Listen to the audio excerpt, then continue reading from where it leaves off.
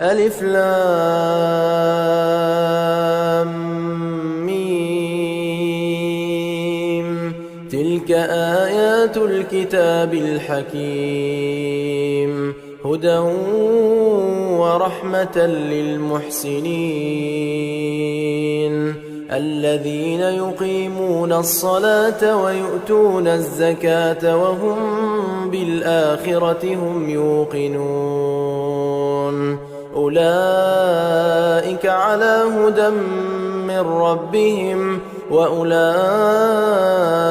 هم المفلحون.